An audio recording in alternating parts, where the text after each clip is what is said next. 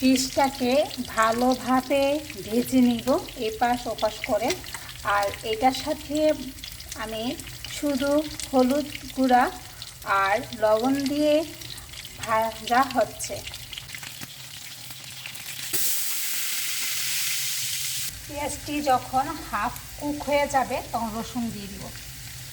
আমার খুবই ভালো লাগে যখন রসুনটা তেলে দেওয়া হয়, যে একটা সুন্দর একটা ফ্লেভার আসে, মনে হচ্ছে যে এখনই খেয়ে ফেলি। এখানে দিয়ে দিব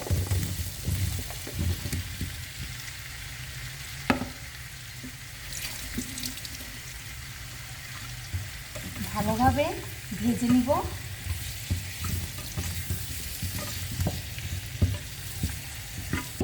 এই সিদ্ধটাকে বন্ধ করে দিব।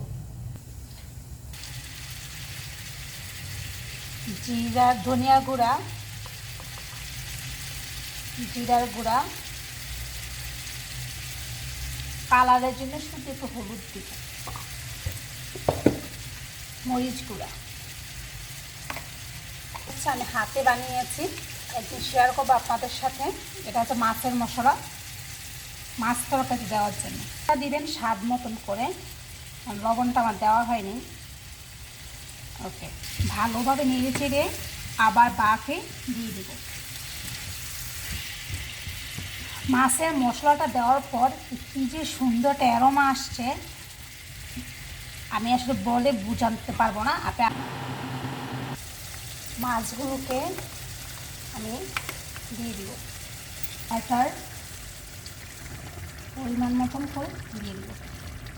মাছগুলোকে এভাবে কেটে দিব।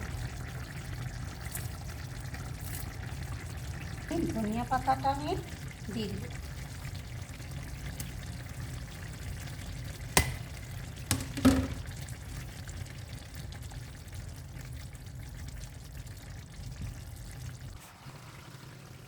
আর খুবই অল্প সময়ের মধ্যে আমার রান্না করেছি মাছ দিয়ে সবজি।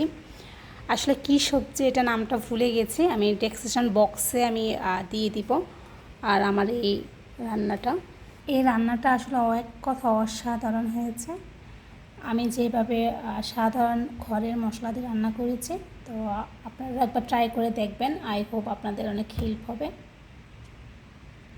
রান্না হচ্ছে একটা শিল্প, এক একজনে এক একটা রান্না করে। তো আলহামদুলিল্লাহ আমার রান্নাটা লুকিংটা অনেক সুন্দর হয়েছে আর খেতে অনেক মজা হয়েছে।